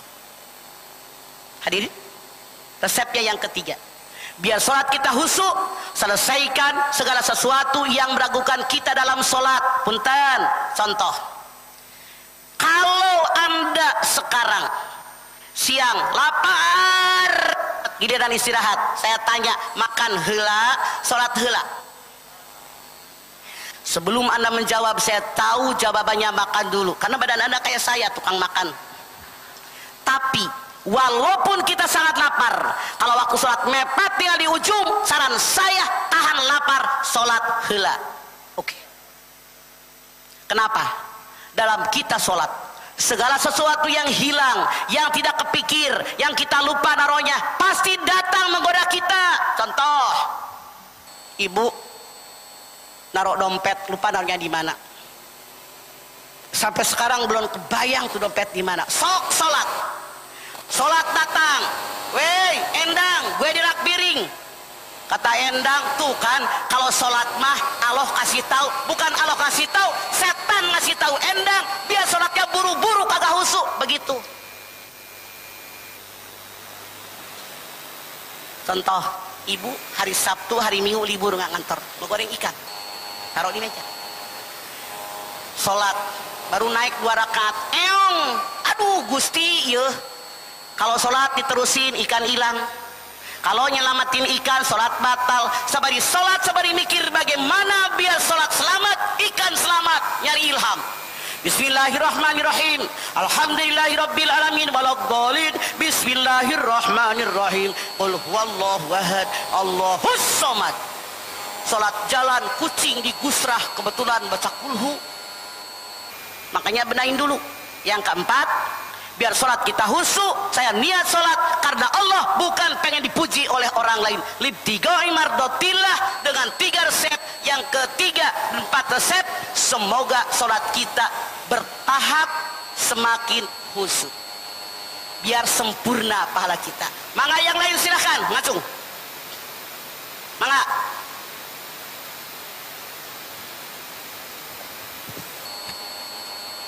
Assalamualaikum Mama Dede. Waalaikumsalam Ece. Saya mau tanya, bagaimana setelah orang tua kita sudah meninggal, kita ingin, maksudnya ketika ingat kan kita suka sedih, kita langsung kita mendoakan, tapi ada yang mengatakan bahwa kita mengirim doa itu gak perlu dengan perbuatan aja. Cuma kalau kita ingat orang tua kita suka sedih, kita suka kirim Al-Fatihah atau kita baca Al-Quran gitu. Bagaimana sebetulnya Mama setelah orang tua nggak ada, kita ingin tetap berbuat baik kepada orang tua dengan cara mengirim doa atau dengan perilaku kita juga selalu berbuat baik kepada semuanya. Mungkin itu Mama. Terima kasih. Assalamualaikum. Waalaikumsalam warahmatullahi wabarakatuh. Islam mengajarkan, baik dalam Al-Quran maupun sunnah Rasul, kita ini wajib berbakti sama orang tua. Dalam sekian banyak ayat Al-Quran, bakti sama orang tua nomor 2 setelah ibadah kepada Allah. Anda lihat di dalam An-Nisa 36. Wa'budullaha wa la tusyriku bihi syai'an wa bil walidayni ihsana. Habisnya mah Allah berbuat baik sama orang tua. Anda lihat, wa qadara rabbuka alla ta'budu illa iyyah wa bil walidayni ihsana imma yablughanna indakal kibar wa huduma aw kilahuma fala taqul lahumā uffin wa la tanharhuma wa qul lahumā qawlan karīma. Habisnya mah Allah bakti sama orang tua. Anda lihat Luqman 14. Wa basainal insana biwalidayhi hamalatu ummuhu wahnan ala wahnin wa fisaluhu fi amaini aniskurli wali walidayka ilayal masir. Aku wasiatkan kepada kalian segenap manusia agar kalian berbakti kepada kedua orang tua kalian, khususnya kepada ibu kalian. Wahnan ala wahnin, lemah di atas kelemahan waktu ngandung kalian. Wa fisaluhu fi amaini, menyusukan kalian selama 2 tahun. Bersyukur kepadaku, bersyukur kepada kedua orang tuamu, kalian akan kembali kepadaku. Dan masih banyak ayat yang lain.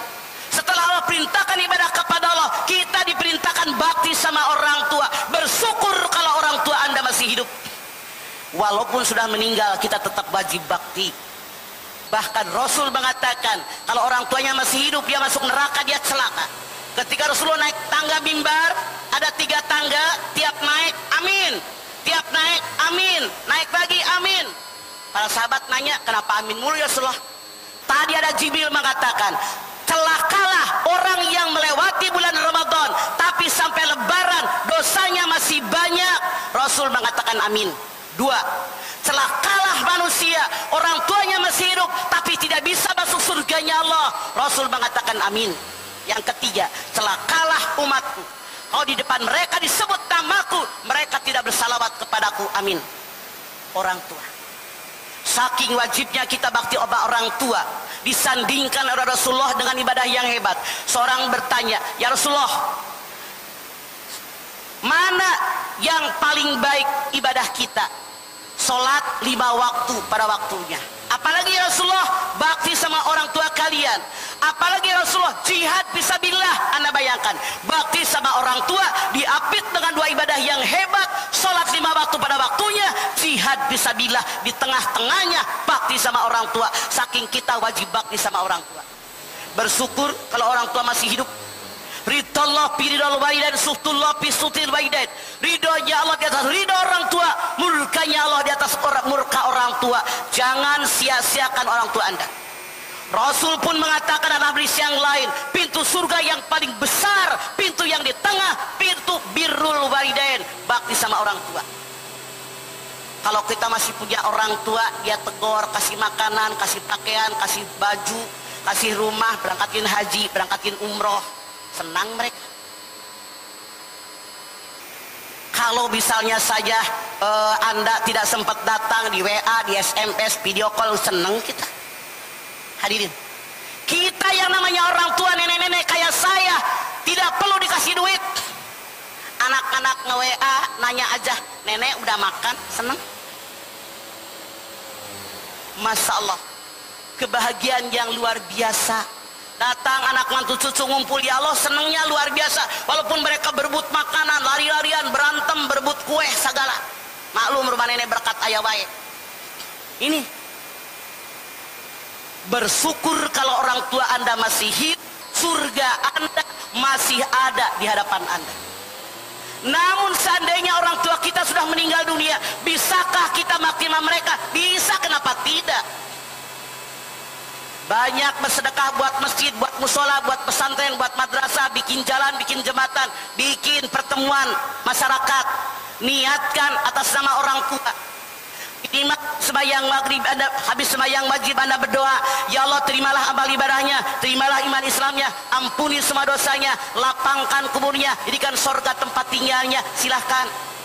Bagaimana lagi bakti sama orang yang sudah meninggal? Lanjutkan silaturahim yang dulu mereka lakukan. Misalnya emak kita, ayah kita datang ke kiai mana, di pesantren mana, lanjutkan oleh kita.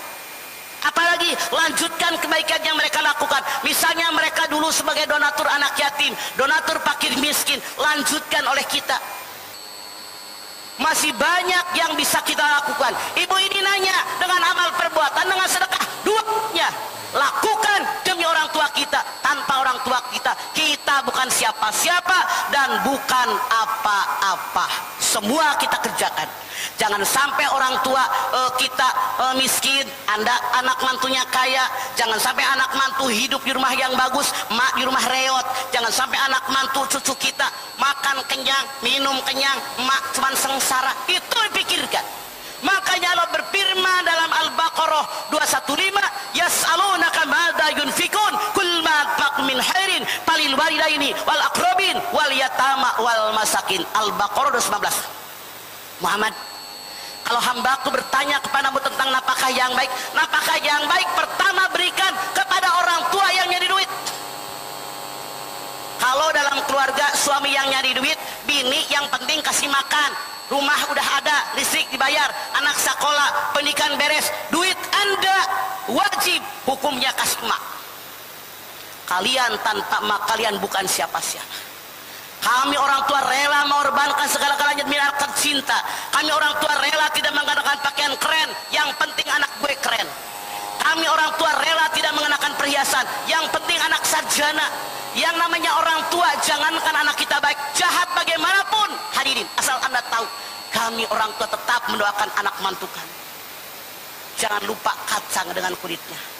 Tanpa orang tua kalian bukan siapa-siapa. Yuk, baik yang sudah meninggal maupun yang masih hidup, tetap kita masih bisa berbakti kepada mereka dengan berbagai cara.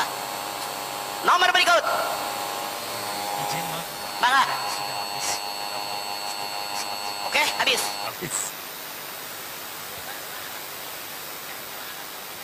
Baik hadirin sekalian, ini yang bisa saya sampaikan. Mudah-mudahan ada manfaatnya. Sebagai manusia biasa, pasti saya melakukan kesalahan. Dengan salah yang saya lakukan, dari lubuk hati yang paling dalam, saya mohon maaf yang sebesar-besarnya. Billahi taufiq wal hidayah. Wassalamualaikum warahmatullahi wabarakatuh.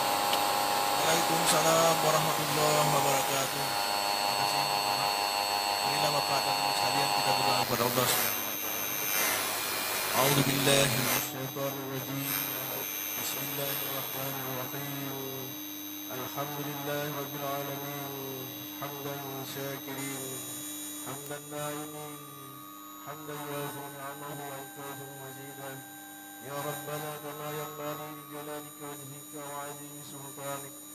اللهم صل على سيدنا محمد وعلى آل سيدنا محمد. اللهم اغفر لنا ذنوبنا ولوالدينا وارحمهما كما ربيانا صغيرا. اللهم ربنا هب لنا من أزواجنا وذرياتنا قرة أعين واجعلنا للمتقين إماما. اللهم إنا نسألك السلامة في الدين وعافية في الجسد وزيادة في العلم وبركة في الرزق وتوبة قبل الموت ورحمة عند الموت ومغفرة بعد الموت. اللهم هون علينا في سكرات الموت والنجاة من النار والعفو عند الحساب. ربنا آتنا في الدنيا حسنة وفي الآخرة حسنة وقنا عذاب النار. سبحان ربك رب العزة عما يصفون وسلام على المرسلين والحمد لله رب العالمين. والسلام عليكم ورحمة الله وبركاته. Waalaikumsalam warahmatullahi wabarakatuh. Baik, alhamdulillahirabbil alamin. Dengan ditutupnya tentunya tadi rangkaian acara Maulid Nabi di Kementerian Koperasi dan UKM dengan panjatan doa kepada Allah Subhanahu wa taala, maka selesai sudah seluruh rangkaian acara kita di kesempatan siang hari ini. Kami aturkan terima kasih banyak untuk Mamah Dede, rekan-rekan dari DKM Aisyah dan seluruh teman-teman yang sudah hadir dari Kementerian Koperasi dan UKM, perwakilan dari setiap unit kerja yang hadir di kesempatan siang hari ini. Kami mohon tentunya bagi rekan-rekan yang akan meninggalkan masjid, mohon tidak meninggalkan sampahnya di dalam masjid. Silakan tentunya untuk seluruh rekan-rekan Bapak Ibu yang tentunya membawa, silakan untuk bisa tentunya dibawa dan tidak meninggalkan sampah di Masjid Al-Islah. Atas nama panitia penyelenggara kami haturkan banyak terima kasih dan kita akan jumpa lagi di lain kesempatan. Assalamualaikum warahmatullahi wabarakatuh. Ya, Mah Dede, punten Mah, dari teman-teman DKM ingin foto dulu katanya. Sebelum nanti ini teman-teman dari ibu-ibu yang hadir juga ingin foto bersama Mama. Ya, silakan. Ibu-ibu nanti dulu ya. Ini bapak-bapak dari DKM dulu. Silahkan.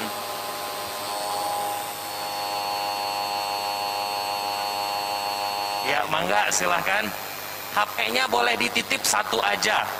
Ya, HP-nya satu aja. Nanti silahkan teman-teman yang lain bisa di-share di grup masing-masing. Yo, mangga. Sok. Dibagi Ibu, silahkan. Ya, silahkan.